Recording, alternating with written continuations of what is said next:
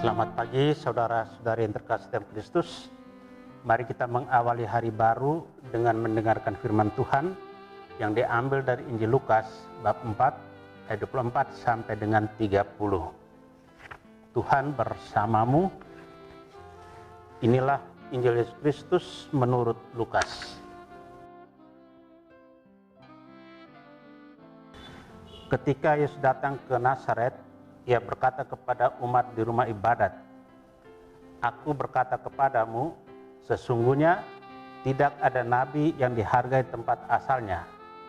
Tetapi aku berkata kepadamu, dan kataku ini benar, pada zaman Elia terdapat banyak janda di Israel.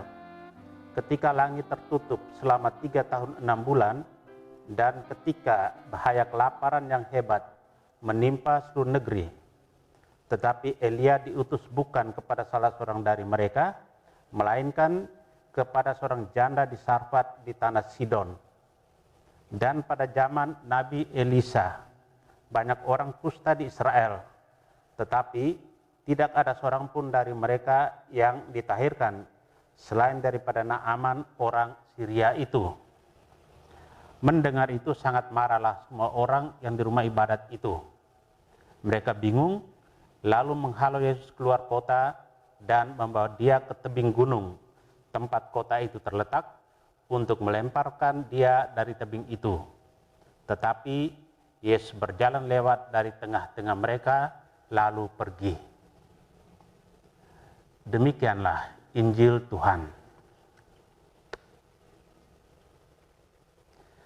Saudara terkasih, tema yang kita renungkan pagi ini adalah penolakan.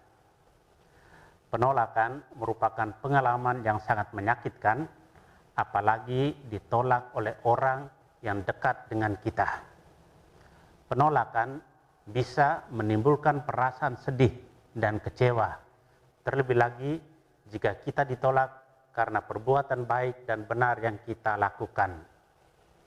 Injil hari ini mengisahkan penolakan yang dialami oleh Yesus di Nazaret. Yesus ditolak karena pengajarannya. Orang-orang yang berada di bait Allah dan mendengarkannya marah dan mengusir Yesus karena mereka merasa tersinggung dengan ajarannya.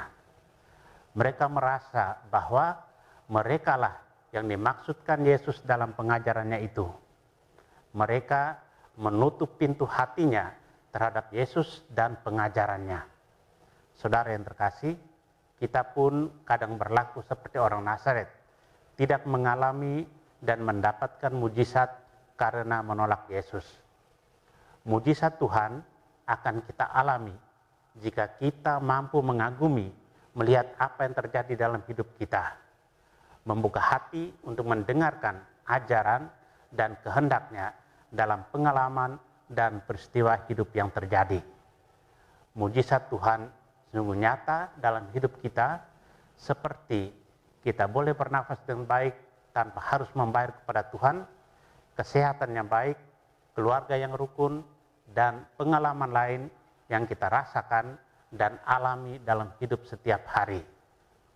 Dalam masa Prapaskah ini, kita diajak untuk bersikap rendah hati, menerima Yesus dan mengagumi segala peristiwa yang terjadi dalam hidup, agar kita mampu mengalami kuasa dan mujizatnya.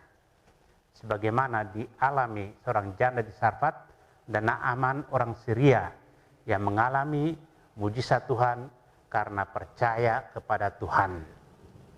Amin. Marilah berdoa. Tuhan, terima kasih atas anugerah hari baru, terima kasih atas perlindungan malam tadi, terima kasih atas kesehatan badan dan jiwa.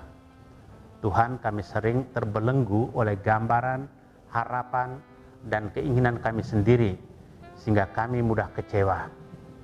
Kecewa karena Engkau tidak memenuhi harapan kami, dan dengan demikian kami menjadi ragu dan kurang mengimani-Mu.